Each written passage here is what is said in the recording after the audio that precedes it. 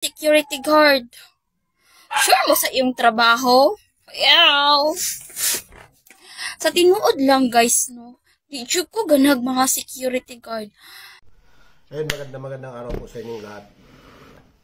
Ayun, bigay reaction naman po tayo dito sa isang video na dumaan sa ating FYP.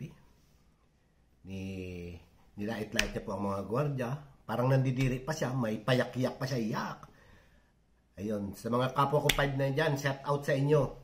At kayo nang bahala dito sa babaeng to magbigay ng reaction kung anong reaction nyo. Ayan, sa hindi nga pala po nakakaalam, dati akong gwardiya.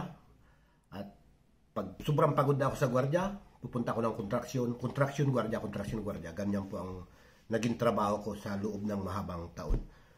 Ayun po. Ang trabaho pong gwardiya ay sobra pong napakapagod. Kaya sa nagsasabing trabaho tamad ang gwardiya, maggwardya muna po kayo bago nyo sabihin yan. Ayun, shout out din nga pala po sa officer ko dati na hinuli akong tulog. Nasamantalang siya ay kahit araw ay natutulog. Ayun, shout out sa iyo. Sana mabuhay ka pa ng mahabang panahon. Ayun, tara po, panoorin natin yung babaeng to.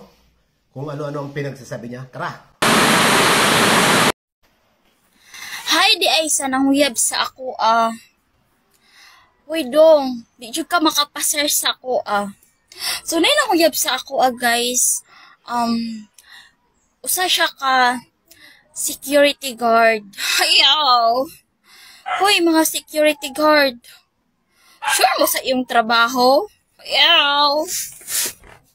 Sa tinuod lang, guys, no? Di jud ko ganag mga security guard. Gamay ra kay sweldo. Nya, tagsa pa jud kay makauli sa pamilya. Noong hit kay nako ni mga security guard. Kung ikaw usa ka sa security guard, yung nagplano kang manguyab nako, ay na lang pagtuga-tuga. Kay di jud ko masugot nimo. Di jud ko ganahan sa mga security guard. Kaluod anak mo trabaho, uy. Ang gusto jud nako kay kanang mga dagkog sweldo, like seaman, nya mga pulis, mo na akong mga type.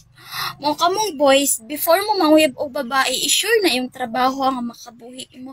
Oo, makabuhi man, pero kuan lang kanang tama-tama lang pod nga kanang sa isa ka adlaw makakaog tulo ka beses. So di jud ko ganan ang isang kahig, isang tuka lang. Gusto na ko anang dakog sweldo. Anya napukoy tayo mo shopping, dili anang ilaag ka sa imong partner, pero sa mga palengke lang dapit. Gusto na ako sa kanang mga restaurant na mga mahalon. Ganang liking ana.